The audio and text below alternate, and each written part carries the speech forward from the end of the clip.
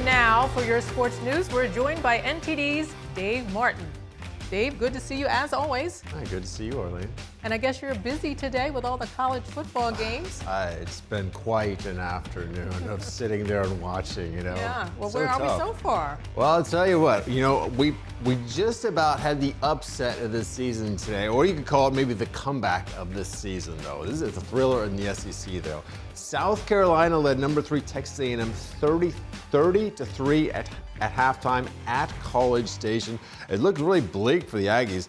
They rallied in the second half with touchdowns on their first 4 drives to take back the lead 31-30. Then they held on late with their defense. So Texas A&M survives. They moved to 10-0 on the season with the win. They are in first place in the SEC. Now, meanwhile, in the Big Ten, second-ranked Indiana had very little trouble with Wisconsin. They won 31-7. They're now 11-0, and then 9th-ranked Notre Dame beat number 22 Pittsburgh 37-15. Irish now 8-2 on the season. Let's look at some more scores here. Starting in the Big Ten, 18th-ranked Michigan hit a last-second game-winning 31-yard field goal as time expired to win at Northwestern 24-22. The game was played at iconic Wrigley Field, home of the Chicago Cubs. Kind of a treat for the fans there. Also, Navy beat 24th-ranked South Florida 41-38. The Midshipmen are now 6-1 in the American Conference, good for first place. And in the Big 12, Arizona won at 25th-ranked Cincinnati 30-24. Both teams are now 7-3. Going on right now, we got another big one in the SEC with Oklahoma at number 4 Alabama. The Sooners just kicked a field goal to go ahead 23-21. They are early in the fourth quarter on that one. Then we got another big one in the Big Ten. 21st-ranked Iowa and 17th-ranked USC. USC leads that one 26-21 right now. Then tonight, well, guess what? We got another big one. More, huh? In the SEC.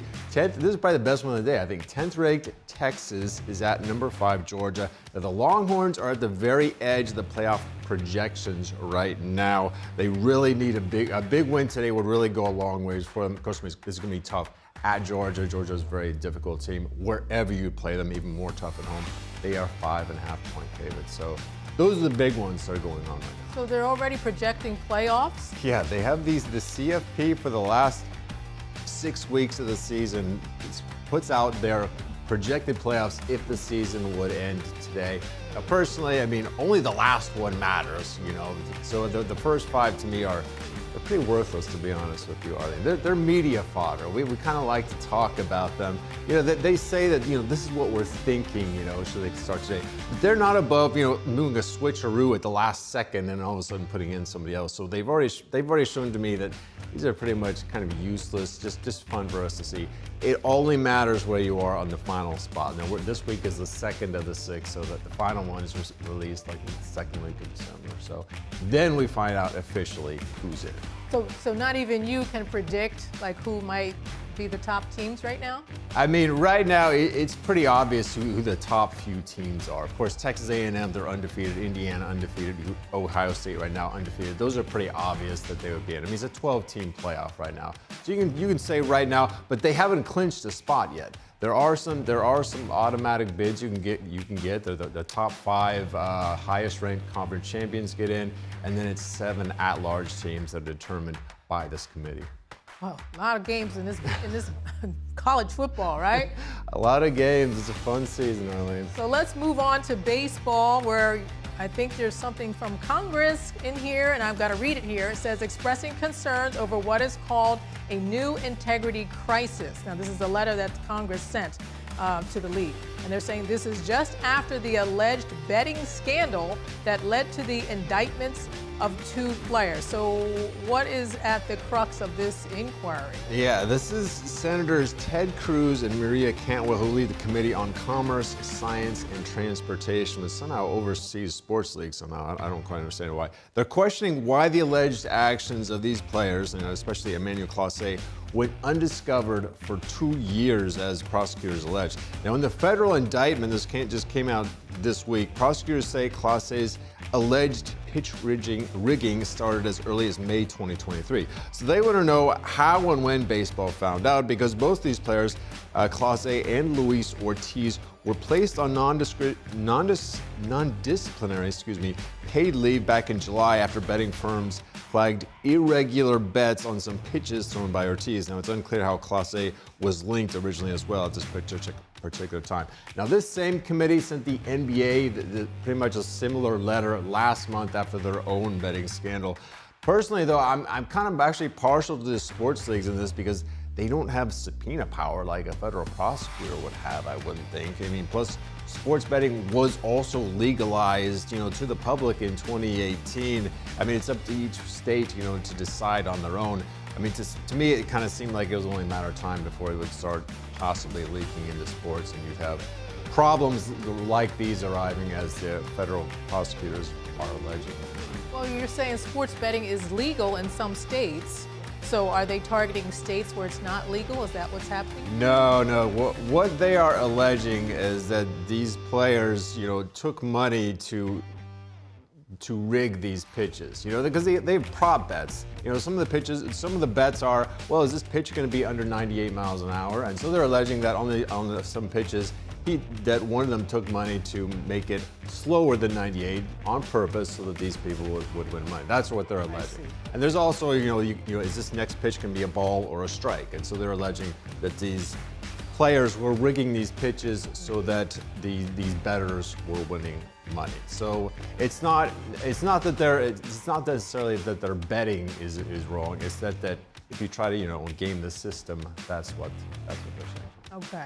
Well, let's talk more about baseball this week with Shohei Ohtani, who was a unanimous winner of the National League's MVP award.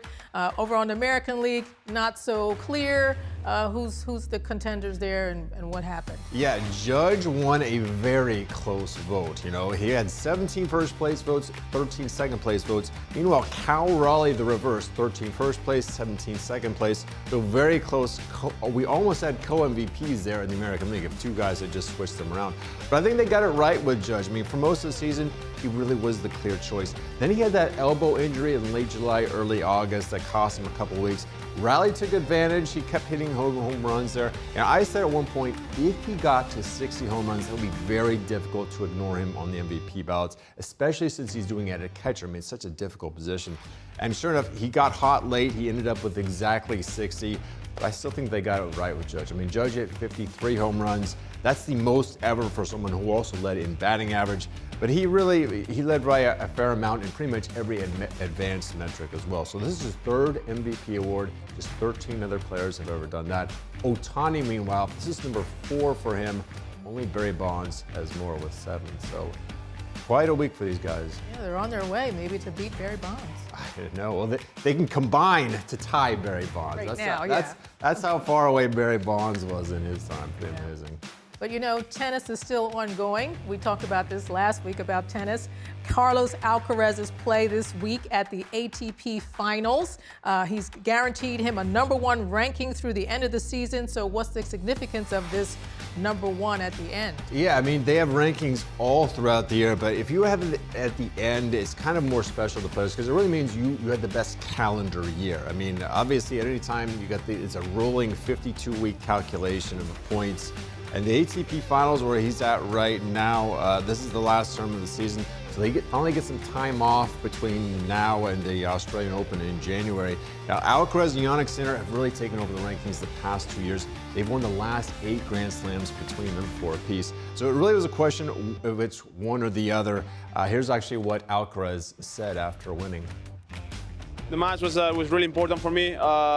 Playing for the number one and the #1, so it was an easy at the beginning with the nerves. I knew that I was going to play almost the first set with those nerves, which I had to be focused on that. I tried to handle that pressure, that nerves, the best I could. So I'm just really happy with the match, with the level that I played today, and obviously to be able to end the year as a #1. Well, it's a great achievement. It was the goal to end the year as #1, and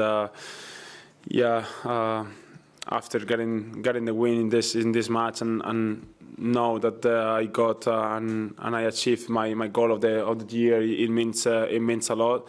I think I've been playing great tennis, so excited about keep it going, and I'm playing a semi-final here in the ATP finals. So Alcaraz finishes the year #1. He plays Jannik Sinner tomorrow in the finals of the ATP finals. No matter who wins, though, he's still #1. And he's #1 with that hair, too. He's had a lot of good haircuts this year. All right, Dave, thanks so much for that report, as usual. Thanks, Harleen. All right.